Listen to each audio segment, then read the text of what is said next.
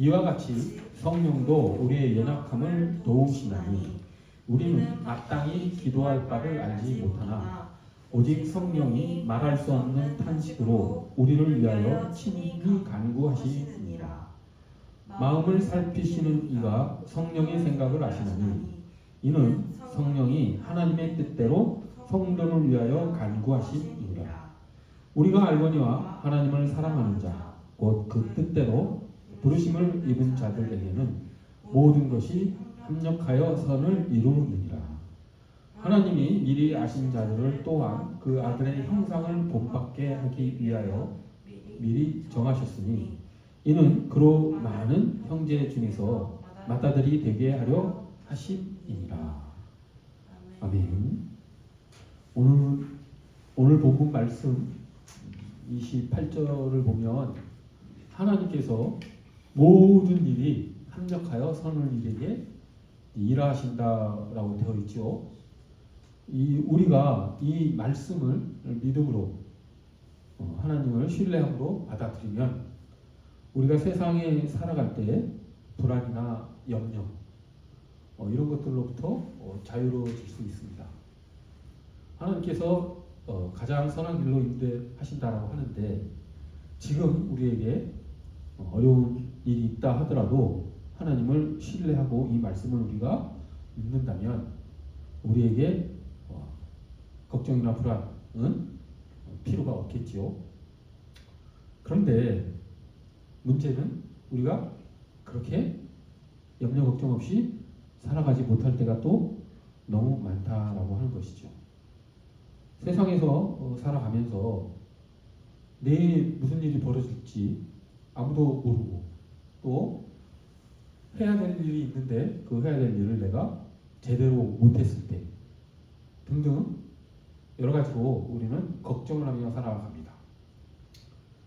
그래서 우리는 하나님께 신뢰를 갖기보다는 하나님을 신뢰하지 않고 이제 불평하고 불만을 가지면서 살아가게 되는 것이죠.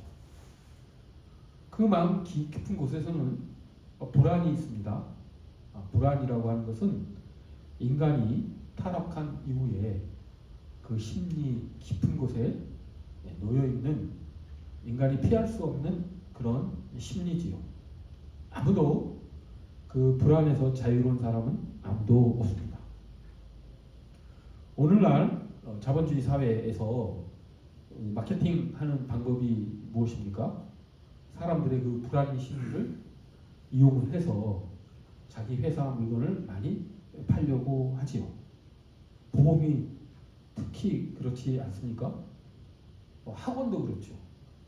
학원을 안 다니면 당신의 자녀는 스카이에 못 간다. 좋은 대학 못 가면 좋은 직장에 다니지 못한다. 그러면은 많은 월급을 받지 못한다. 라는 식으로 그 부모들의 불안 심리를 이용을 하죠. 모든 것이 다 그런 식으로 이용되는 경우가 아주 많이 있습니다. 현대인들은 그 불안을 잊기 위해서 몸부림치면서 살아간다라고 할 수도 있습니다. 사람들이 왜 그렇게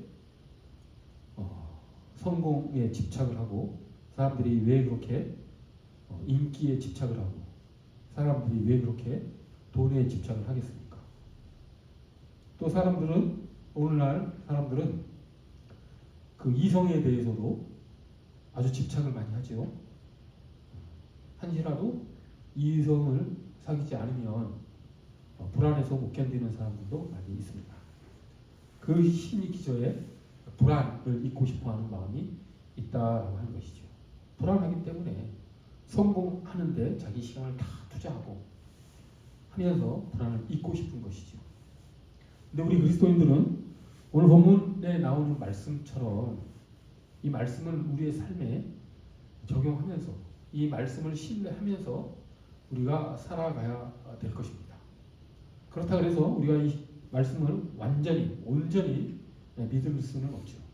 우리는 불완전한 존재이기 때문에 살아가면서 이 말씀대로 살아가지 못할 때가 많이 있기 때문입니다. 따라서 믿음이란 아무런 걱정 근심이 없는 그런 불안이 아예 없는 그런 상태를 믿음이라고 말하는 것이 아니라 그런 불안이 있고 또 걱정 염려가 있다 하더라도 그것이 있음에도 불구하고 하나님을 신뢰하는 것, 그것이 진짜 믿음이라고 생각을 합니다. 믿음은 자기 확신이 아니죠. 믿음은 자기 세뇌가 아닙니다. 자기가 생각하는 대로 되는 것이 믿음이 아니지요. 오늘 본문 말씀을 보십시오. 거기 27절에 보면 이렇게 되어 있습니다. 우리가 마땅히 기도할 바를 알지 못하나. 이런 말씀이 있죠. 그게 무슨 말씀이겠습니까? 우리가 제대로 살지 못하나. 우리가 하나님께 신실한 기도를 드리지 못하나. 우리가 전적으로 하나님을 의지하지 못하나. 그럼에도 불구하고 성령 하나님께서 어떻게 하십니까? 말할 수 없는 탄식으로 우리를 위하여 기도하신다라고 되어 있죠. 그러니까 우리가 믿음을 가지고 살아가는 것은 우리의 생각, 우리의 어떤 확신 이런 것들로 우리가 성령님의 인도하심을 받는 것이 아니라 성령님께서 우리 안에서 우리를 위해서 기도해 주시는 그 기도로 우리가 하나님께 의지하고 하나님을 신뢰하며 살아간다는 것을 우리가 오늘 본문을 통해서 알 수가 있지요. 우리 힘으로 하면은 100% 실수한다는 것, 그것을 성공하지 못한다는 것을 우리는 잘 알고 있지 않습니까? 그래서 오늘 본문에 이 성령님께서 말할 수 없는 탄식으로 우리를 위하여 간구하시는가, 이 말씀이 우리의 삶에 얼마나 큰 위안이 되는지, 우리가 행여 잘못된 삶을 살아도, 우리가 방황하는 삶을 살아도 성령님께서 우리를 위해서 기도해 주시고 우리를 바른 길을 가게 해 주신다라고 하는 이 말씀이 우리의 그 헛된 삶에 얼마나 큰 위안이 됩니까? 게다가 여기에 더해서 우리가 알거니와 하나님을 사랑하는 자, 그 전에 27절에 마음을 살피시는 이가 성령의 생각을 아신다라고 되어 있습니다. 그래서 마음을 살피시는 이가 하나님이시죠. 그러니까 하나님께서 이중으로 성령님께서만 우리를 위해서 기도해 주시는 것이 아니라 성령님이 우리를 기도해 주시는데 우리가 마땅히 기도할 바를 모르는 그런 때에 성령님께서 우리를 위해서 기도해 주시는데 하나님께서도 그 성령님의 생각을 안다라고 하는 것이죠. 하나님께서 보증하신다라고 하는 것이죠. 그리고 성령님도 그 뒤에 그대로 나와 있죠. 그의 뜻대로, 아니 성령이 하나님의 뜻대로 성도를 위하여 간구하신다. 그러니까 하나님은 성령의 뜻을 생각을 아시는 것이고, 또 성령님은 하나님의 또 뜻을 알면서 서로 우리를 위해서 기도를 하시다라고 하는 것이죠. 그것의 결론이 무엇입니까? 그것이 28절이죠. 성령님의 내적인 조명과 그리고 하나님의 그 성령님과의 합동 사역의 결과가 28절에 나와 있죠. 그 내용이 우리 기독교인들에게 너무도 소망적인 말씀. 그게 무엇입니까? 하나님을 사랑하는 자, 곧 그 뜻대로 부르심을 입은 자들에게는 모든 일이 합력하여 선을 이루시게 하나님께서 일하신다. 이렇게 번역하는 게 조금 더 생생합니다. 그냥 모든 일이 저절로 잘되게 하신다는 그런 뉘앙스보다 본문은 모든 일이 다 선한 쪽으로 움직이고 하나님께서 친히 역사하신다, 일하신다라고 번역하는 것이 좀 더 하나님의 일에 대한 우리의 신뢰가 더 깊어집니다. 하나님이 일하심으로, 하나님이 역사하심으로 우리의 모든 것들이 다 선한 결과를 맺도록 하신다라고 하는 것이죠. 근데 우리는 왜 이렇게 그 하나님의 선한 결과를 때로 믿지 못할까요? 그 이유 중에 하나는 가치관을, 즉 우리의 삶의 목표를 하나님께 두지 않고 하늘로 두지 않고 이 세상에서의 성공, 눈에 보이는 것에서의 어떤 성취, 이런 것들에 우리의 마음이 너무 많이 가 있기 때문에 이 말이 실감이 안 나죠. 하나님께서 모든 일에 합력하여 선을 이루게 일하신다라고 했는데 이 말을 들을 때마다 이런 생각이 들 수 있습니다. 아니 지금 내 상황은 이렇게 어렵고 힘든데 무슨 선한 결과가 이루어지냐. 그렇지 않다라고 생각하는 사람들이 많이 있죠. 근데 그 이유가 우리의 가치관이 바뀌지 않았기 때문에 우리는 우리가 생각하는 대로 우리의 원대로 무슨 일이 벌어지기를 원하는 그런 목적을 가지고 살아가지요. 하지만 오늘 본문에 나와 있듯이 성령님은 하나님의 뜻대로 성도를 위해서 간구하신다고 되어 있습니다. 하나님도 성령의 생각을 아시고 우리의 생각을 아시고 그리고 하나님께서 선한 길로 인도하신다라고 되어 있죠. 그렇게 해서 결론이 무엇이냐? 선한 길로 인도해서 나타나는 결론, 즉 우리 삶의 목적이 무엇이냐라고 하는 것이 29절에 나와 있죠. 선한 길로 인도하시는 하나님의 목적, 그 선한 결과가 과연 무엇인가? 라고 하는 것이 29절에 나와 있죠. 하나님이 미리 하신 자들을 또한 그 아들의 형상을 본받게 하기 위하여, 이렇게 되어 있습니다. 즉 우리를 예수 그리스도처럼 빚어내게 내시겠다라고 하는 것이 하나님의 목적이죠. 하나님이신 예수 그리스도의 삶을 우리가 살아가기를 하나님께서는 목적으로 하신다라고 하는 것입니다. 우리가 세상을 바라보며 사람을 바라보며 방황하며 염려하며 살아갈 때 하나님의 시선은 예수 그리스도의 형상을 우리가 닮아가기를, 그리스도의 그 삶을 우리가 순종하며 나아가기를 하나님께서는 원하신다라고 하는 것이죠. 그래서 오늘 본문 26절에서 29절은 삼위일체 하나님께서 역사하시는 모습이 선명하게 나와 있죠. 성령님은 어떻게 역사하셨습니까? 우리 안에 거하시면서 우리를 위하여 우리가 마땅히 기도할 바를 모르는데도 우리를 위해서 간구하시는 것. 하나님은 성령의 생각을 아시고 우리의 생각이 아니라 하나님의 뜻대로 성령님이 기도하게 하시고, 예수 그리스도 예수께서는 어떻게 하십니까?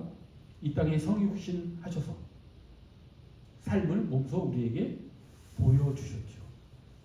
2000년 전 하나님께서 이 땅에 오셔서 우리가 어떻게 살아야 될지를 예수님께서 알려주신 것이죠.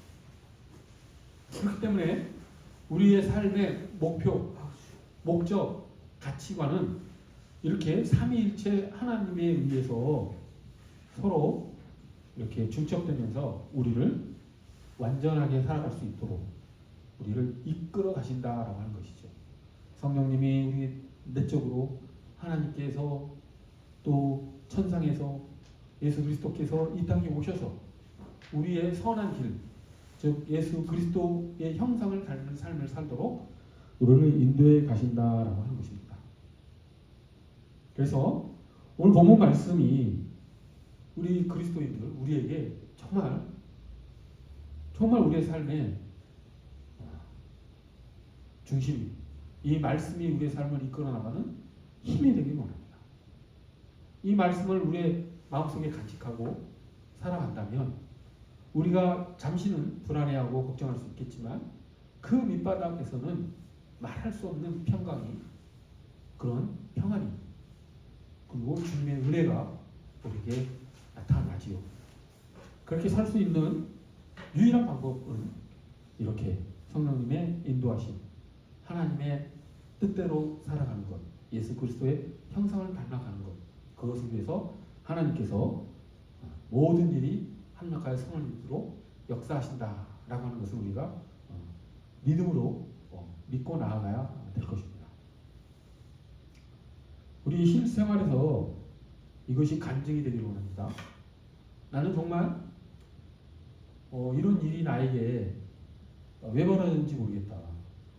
나는 왜 다른 사람에 비해서 왜 이렇게 어려운 삶을 살아야 되는가? 라고 하는 그런 때가 있을 수 있지요. 그때마다 오늘 본문 말씀이 생각나기도 합니다. 생각해 보십시오.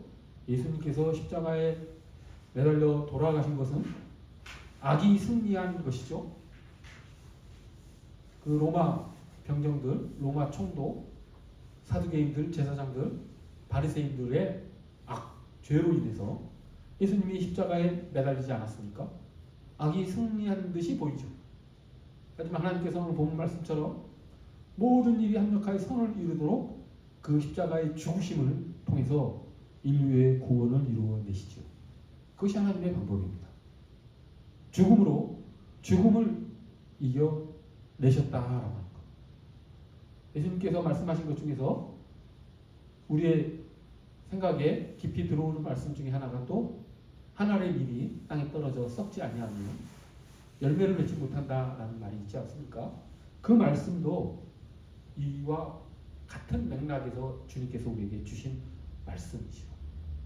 우리가 고난 가운데에서 그리고 어려운 가운데에서 내가 죽어야 된다라고 하는, 자기를 부인하고 자기 십자가를 져야 된다라고 하는 것을 깨닫고 그런 삶 속으로 나아가면 하나님께서 반드시 선한 길로 인도하십니다.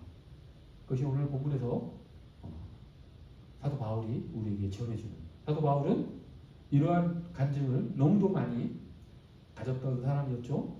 사도 바울은 어떤 사람이었습니까? 그 그리스도인들을 박해하고 감옥에 잡아놓고 그렇게 죄로 펄펄 뛰던 사람이지 않았습니까? 정말 악이 충만한 사람이었죠. 악으로 충만한 사람이었죠. 근데 하나님께서 그 사도 바울을 어떻게 인도하셨습니까? 사도 바울을 가장 선한 길로 인도하셔서 사도 바울이 유럽을 복음화하는 그런 기둥과 같은 그런 하나님의 사람으로 성장했지요. 그것이 우리의 간증이 되기를 합니다. 그렇게 될 수 있는 것은 하나님의 자비하심과 성령님의 인도하심, 그리고 예수 그리스도의 은혜로 가능한 것이니 그 삼위일체 하나님과 함께하는 삶을 통해서 그 선한 길로 나아가는 우리 모두가 되기를 간절히 소원합니다. 기도하겠습니다. 거룩하고 자비로우신 하나님